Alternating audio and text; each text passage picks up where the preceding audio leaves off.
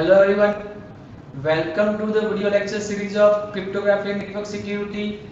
I am your instructor Dr. Ramesh Prajapati, and today we are going to discuss the block cipher modes of operation part 1 and the multiple encryption. So let's start the agenda of this video lecture. The first, output feedback mode, it is also called the OFD, counter mode, CTR. These are the block cipher modes of operation. Summary of all the modes. Multiple encryption.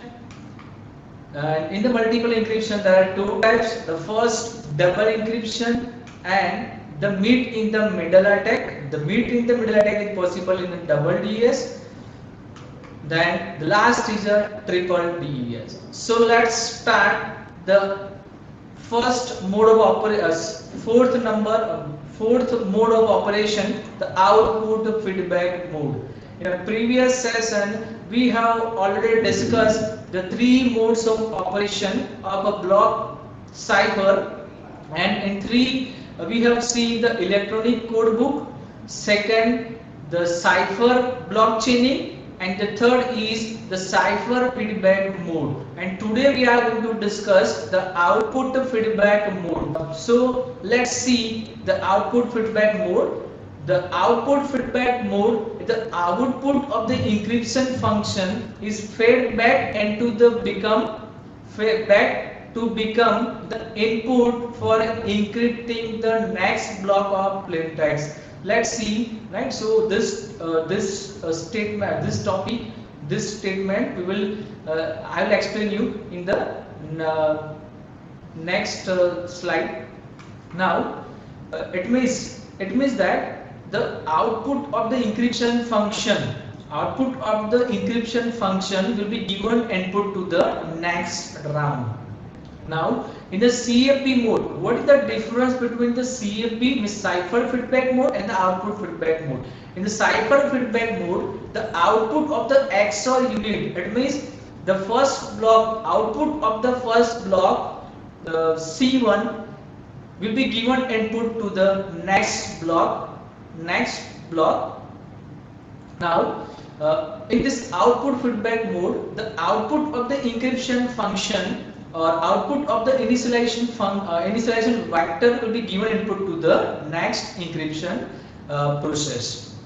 So this is a simple difference between these two. Now in the OFP mode, OFP means output feedback mode, operate on a full block of plain text. It means here we are considering the whole block, and the whole block will be encrypted along with the key, and after that it's generating the ciphertext code. So here we are considering the whole block, but in a cipher feedback mode, it operates only the S bit subset. So let's see, and let's see in this figure what is the difference between the OFP and the CFB. Now you can see over here, this is the figure of CFB, cipher feedback mode. In the cipher feedback mode, the output of the first block, means output of the first block, C1, will be given input to the shift register. And second thing, here we are considering the only S bit. We are selecting the S bit from the 64 bit, and on that S bit we are applying the XOR operation along with the plain text message. First block of plain text message. After applying the XOR, it's generating the ciphertext C1 block.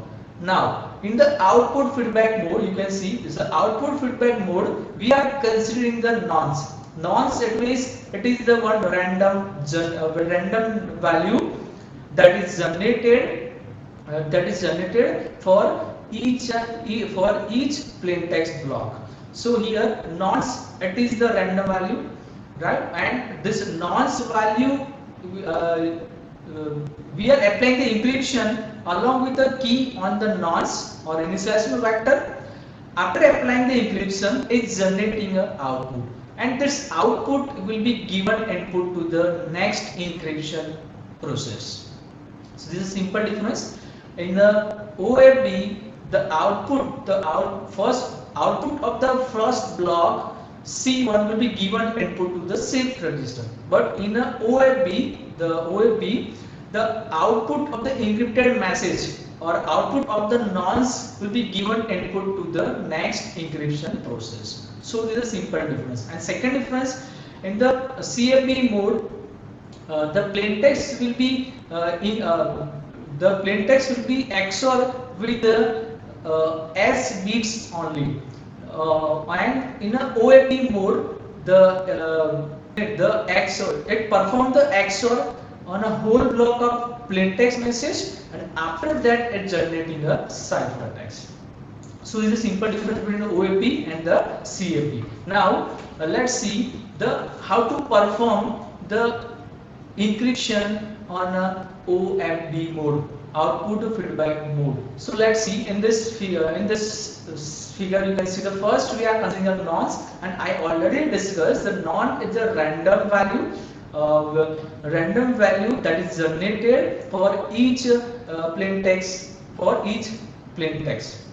Now here after that we apply the encryption along with the key on the nonce. After applying the encryption, it's generating a result. Now on that result we apply the XOR operation along with the first block of plaintext P1. After applying the XOR, it is generating a first block of ciphertext.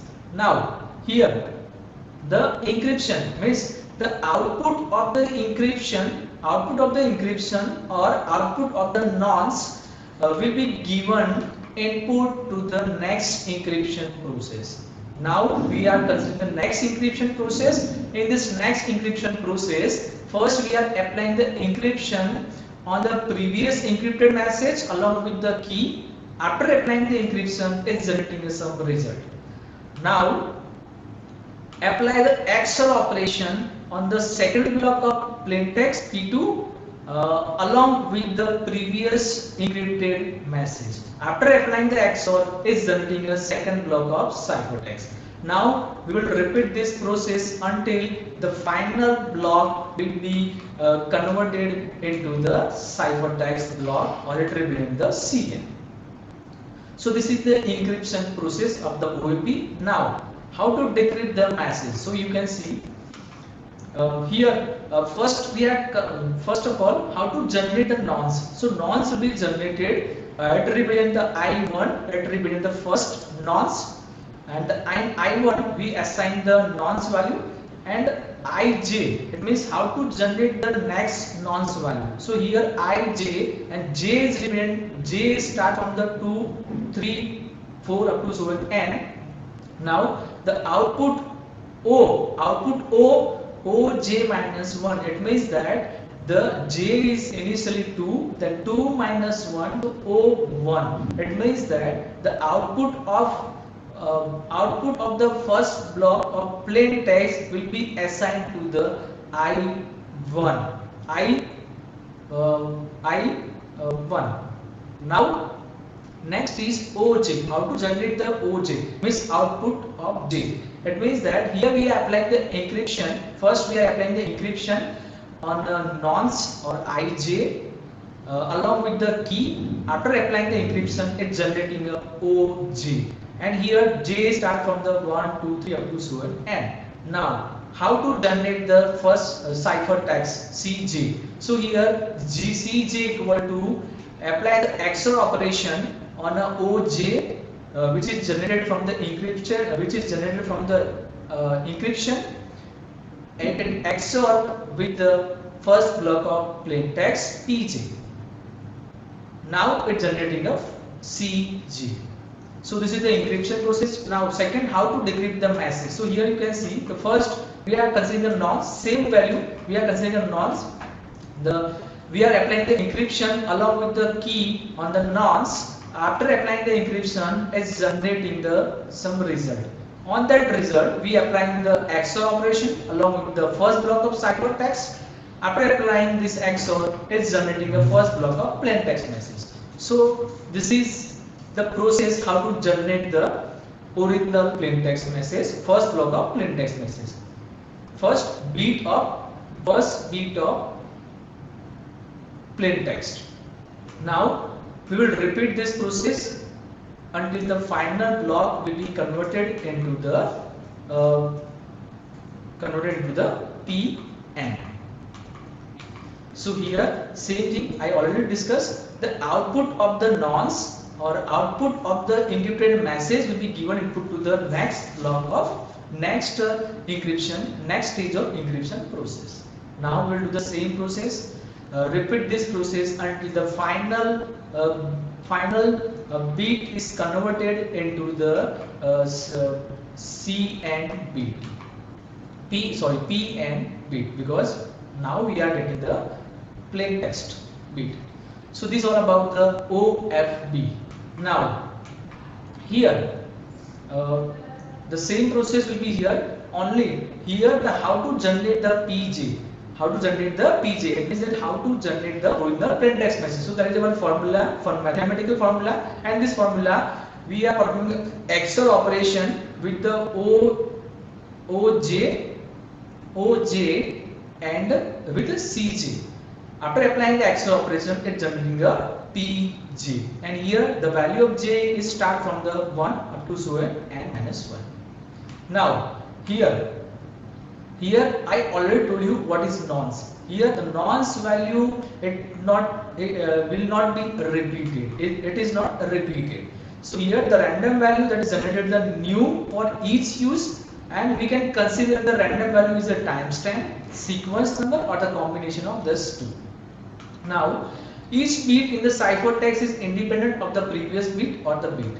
Now here this is avoid bit error propagation. It means the error is in each individual bit. The remaining bit is not affected. Remaining bit is not affected to the whole the message. It means here if you are considering a one ciphertext bit CI will be error. In the one of the bit CI is in error. Now here it is not affected to the remaining bit. It means it is not affected to the whole the message. The error in the one individual bit CI, the remaining bit is not affected. It means the remaining bit is not affected with that error. The whole the message is not affected, or whole the message is not corrected. But in a cipher feedback mode, the output of the first block C1 will be given input to the next block. So there will be an error in any bit. It would be correct the whole the message. So this is the simple difference between the OFB and the CFB. Now next we will consider the next mode. We consider the counter mode, and it is also called the CTR. And here the sequence it uses the sequence number is called the counter algorithm. It gives input to algorithm. Now here we are considering the counter is equal to the plain text block, size is used. It means that the size of the counter is equal to the plain text. Now the counter value must be different. Here the counter value must be different for each plain text block that is encrypted. It means that here we are encrypting the each block, and each and every block the different types of counter value must be used. Now the counter is initialized to the some value. First time the counter is initialized to some value, and after that it incremented linearly. It incremented by 1 for each subsequent block. So let's see how to encrypt the message. So here the first CTR encryption. So first we are considering the counter 1, counter 2 up to so on counter n, and the size of the counter size of the counter is the same as the plain text block. Now we are applying the encryption along with the key on a counter 1. After applying the encryption, it's generating some result. Now we are applying the XOR operation. XOR operation on a first block of plain text message along with the previous encrypted message. After applying the encryption, it's generating the first block of ciphertext. Now the same process will be carried out. Now the counter will be incremented by 1. It means now we are using the counter 2. Again we are applying the encryption along with the key on the counter 2. After applying the encryption, it's generating some result. Now we applying the XOR operation on the second block of plain text 2, second block of second bit of P2, and with previous encrypted message. After applying the XOR, it's generating a second bit of C2. Now we will repeat this process until the final bit will be converted into the final plain text bit will be converted into the ciphertext bit Cn. Now this is the encryption process. Now we will do the same for the decryption, and here there is one notation, one mathematical notation to convert your plain text into the ciphertext. So here the Cj is number of block, j equal to 1, 2, 3 up to 7, and equal to apply the encryption on a tj represent the timestamp, or we can say there is a counter, and along with the key. Now after applying the encryption, it's generating some result. Now apply the XOR operation on a first pj and the previous result generated from the encrypted map. Previous generated result. After that you will get the Cj. Now we will do the same process for the decryption. It means I want to perform the decryption. So here again we are assigning the same counter 1, 2, 3 up to 7, and now we are applying the encryption. Now we are applying the encryption along with the key on the counter 1. After applying the encryption, it's generating one result. Now we are applying the XOR operation on the first block of first bit of C1 ciphertext along with the previous encrypted message. After applying the XOR, it's generating the first bit of plain text P1. Now we will do the reverse process until the final ciphertext bit is converted into the Pn. So this is the simple process of counter mode. So now here the mathematical notation of Pj equal to Cj XOR operation which is encrypted using the Tj along with the K. It means that first we are applying the encryption on the counter 1 or timestamp Tj along with the key. After applying the encryption, it's generating some result, and applying the XOR operation on a Cj and the previous result with previous encrypted message. Now you will get the Pj.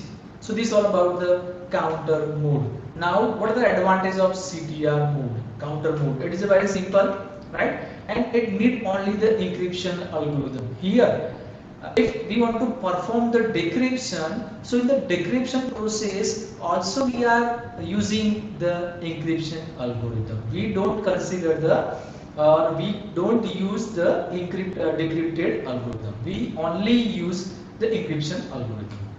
Now the random access to encrypted data block.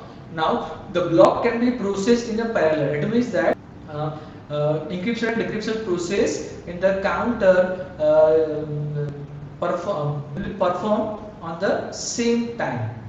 So that's why it is called the parallel. Now if we are considering all the process will be performed at the same time, or all the block will be encrypted or decrypted at the same time, so it is very fast. This encryption and decryption process is very fast. So this is all about the strand, and here we are considering the counter. So here the counter must be unknown and unpredictable, because each and every time the counter will be different. So any attacker cannot capture the counter. What is the value of counter? So this is all about the modes of operation. Now next the summary of all the modes. Here we already see. Now the next is a summary of all the blocks, right? And we have already discussed this 5 block of modes: ECB, CBC, CAP, OAP, and the last is a counter CTR. So here the first two the first two operation mode will be performed on the block cipher, and the remaining three block will be performed on the stream cipher. Now next topic is multiple encryption. So here we have already seen the data encryption standard DES algorithm. In DES algorithm, it will be chance of the brute force attack. So here we will, if we want to secure our DES algorithm, so here in the DES required the 2:56 operation for the brute force attack.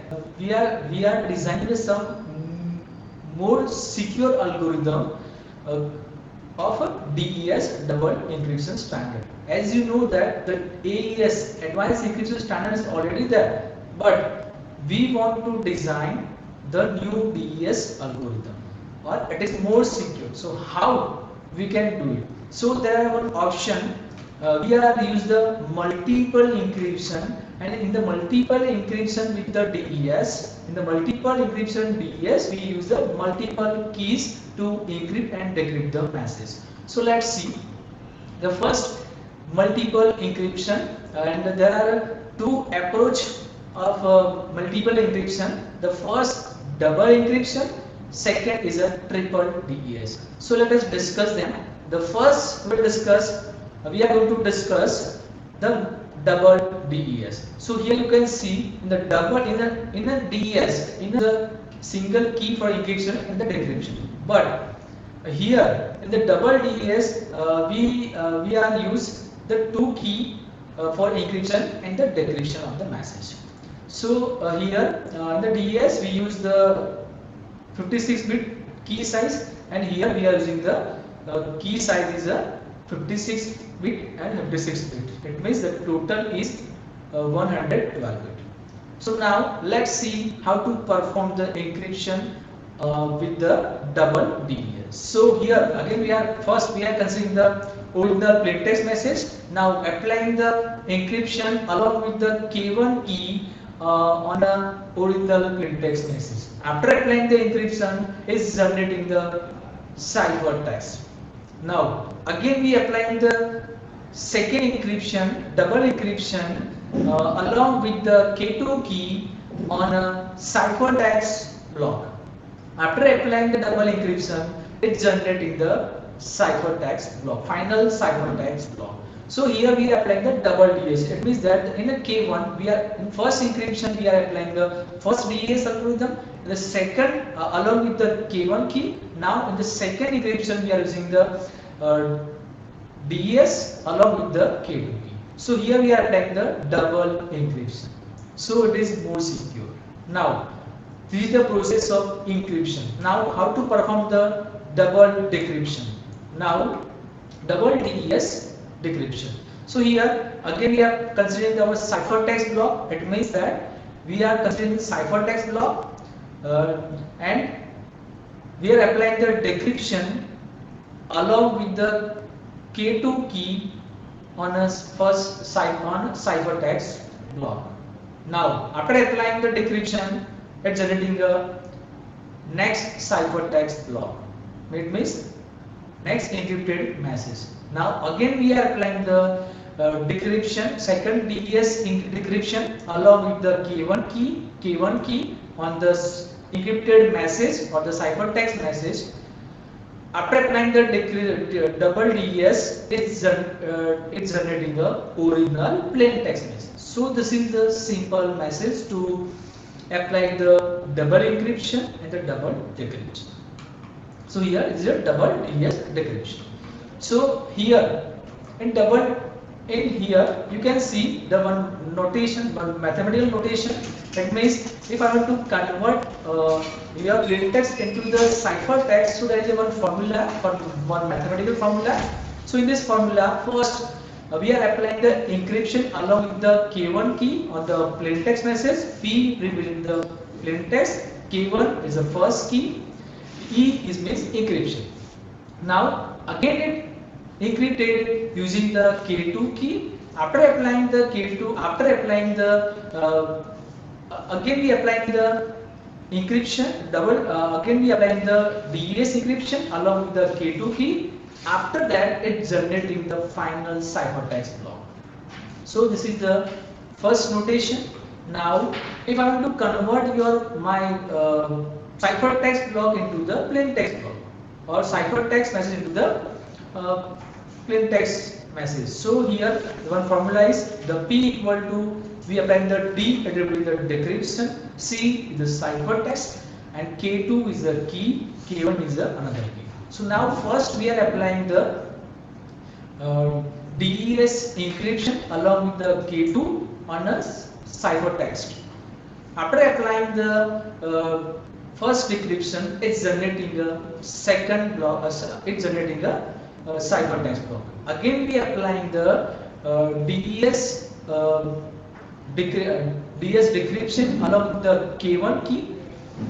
K1 key. So after applying the decryption, it's generating a original message. So this is all about the notation. This is the notation of the C and the P. Now here we are representing the K X. How to represent the X? It means that this is the encryption and the decryption. So here the X is applied. It means how to generate the X means ciphertext. This is called the ciphertext. So how to generate this ciphertext? It means first we are applying the encryption along with the K1 key on the plain text message.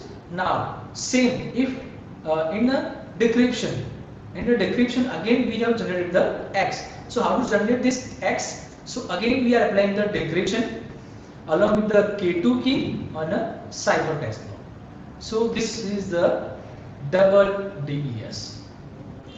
Now in a double DES, now we use the one key bit. So the possible of value for one key bit is 0 and 1. Now if you are considering the 2-bit key, now the possible value of 2-bit key is 0 0 1 1 0 1 and 1 0. So here if we are considering the AND bit key, so the cryptanalyst has performed to an operation to retrieve the number of keys. Now in a single DES we use the 56-bit key, and in a double DES we use the 2-bit key, two different key, and each key is a 56-bit key size. So here if cryptanalyst want to capture the message or capture the key, so the possibility the number of operation it will be carried out by the attacker or the cryptanalyst is 2:112, means 2:112, because here we are using a two different key and each key size is a 56-bit key. So here we require a 2:n operation to perform the brute force attack by the attacker or cryptanalyst. So here the brute force attack is, the practically brute force attack is not possible, but the another attack is possible, and it attack is the mid in the middle attack. Now discuss the mid in the middle attack.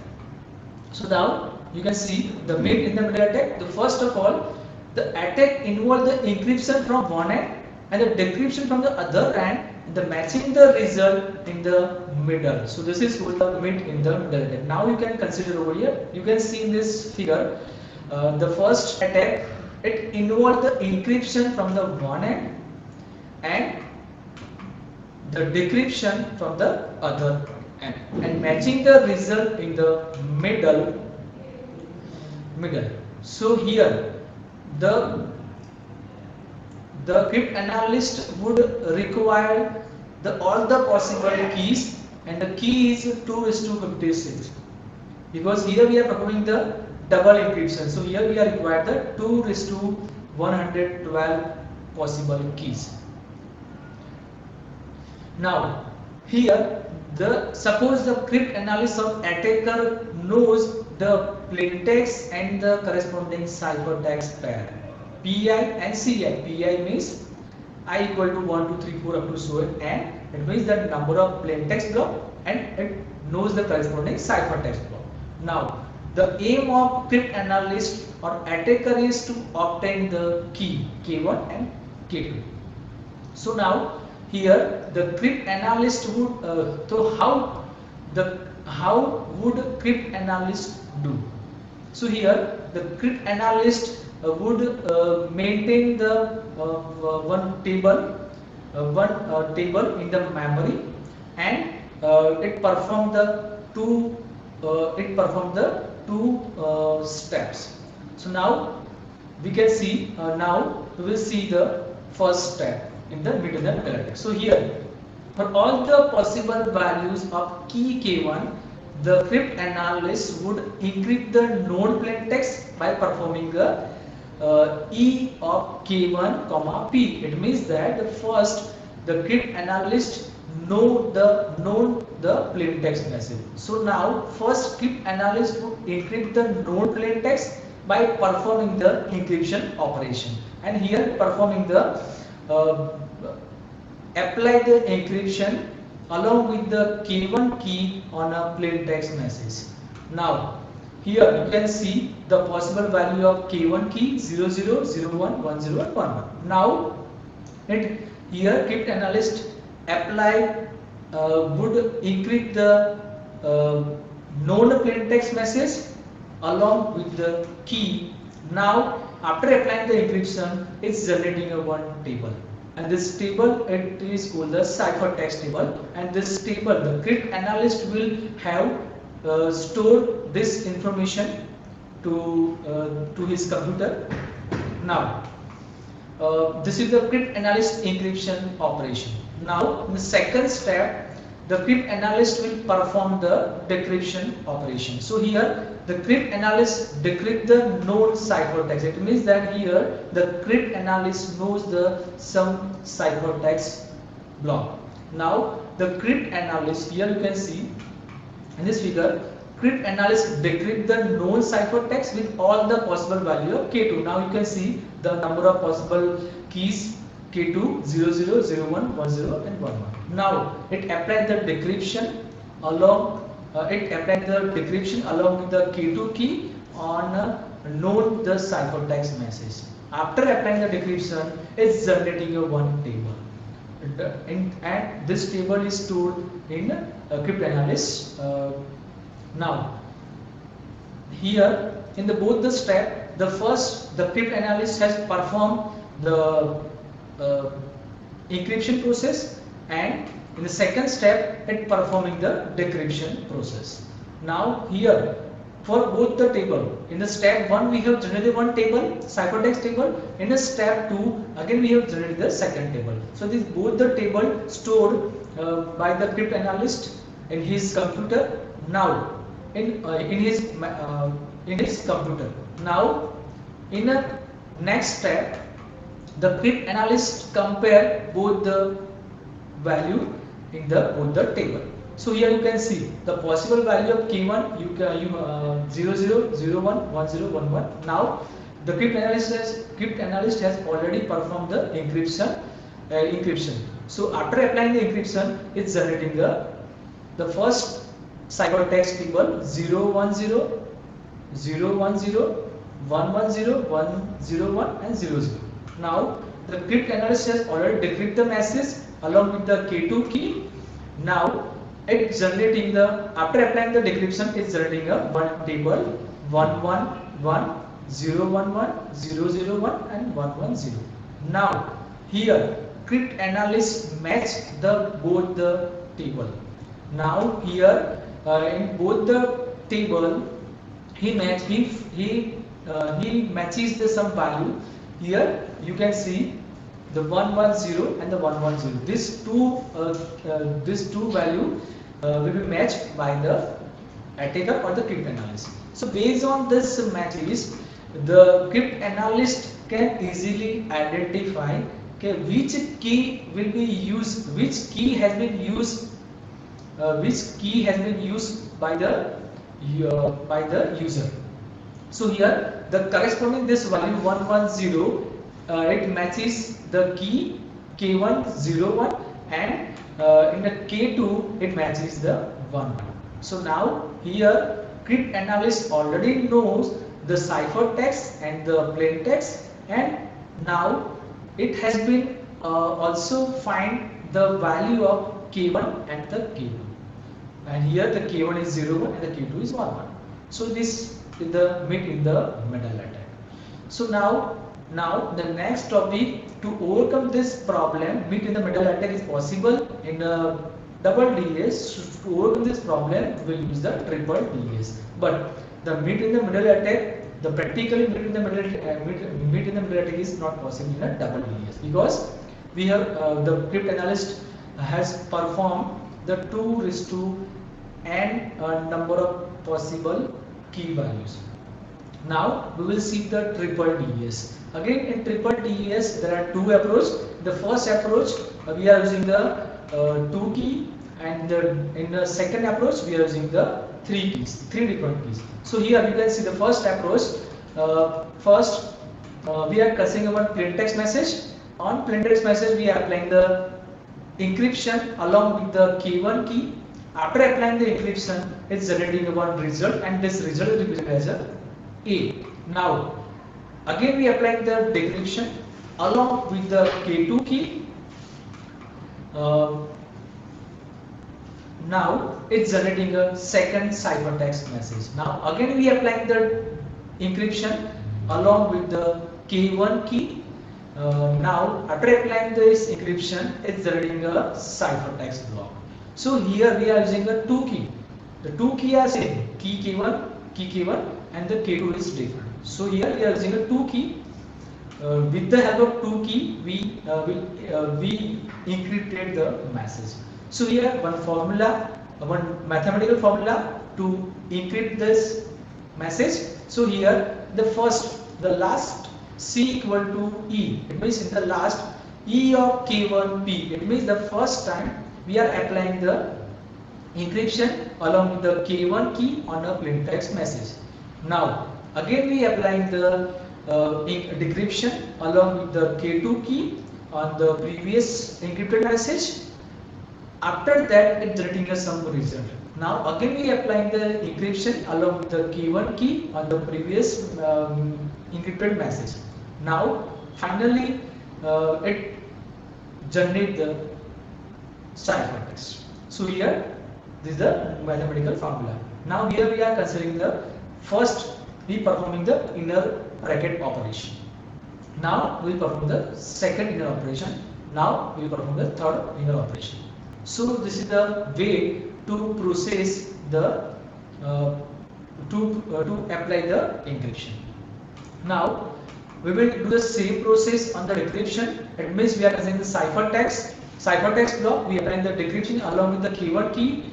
On the ciphertext, we are applying the decryption along with the K1 key on the ciphertext message. After applying the decryption, it's generating a first encrypted message, and it represents the B. Now again we apply the encryption along with the K2 key on the previous encrypted message. After applying the encryption, it's generating a one encrypted message, and it represents the A. Now again we are applying the decryption along with the K1 key on the previous encrypted message A. After applying the decryption, it's generating a plain text message. So this is the simple encryption and the decryption along with the 2 key. Now in the mathematical formula or mathematical notation of the ciphertext is plain text is P equal to, first we are performing the first inner bracket, the D of K comma C, K1 comma C. It means we are applying the decryption along with the K1 key on a ciphertext block. Now again we are applying the encryption along with the K2 key on the previous encrypted message. Again we applying the decryption along with the K1 key on a previous encrypted message A. Now finally you will get the first plain text block. Now the same approach, but in this second approach we are using the three key. We will be using three key to perform the encryption and the decryption. So here you can see, first we are considering the original plain text message, applying the encryption along with the key one key. After applying the encryption, it's generating one cipher text 1. After applying again we applying the encryption along with the K2 key on the ciphertext 1. After applying the encryption, it's generating a ciphertext 2. Now again we applying the encryption along with the K3 key on the ciphertext 2. After applying the encryption, it's generating a final ciphertext block. So this is the method to encrypt the message using the three different key, K1, K2 and K3. And here this process is called the encryption, decryption and the encryption. So here this is the triple DS with three keys. So I hope you clear this idea. Thank you.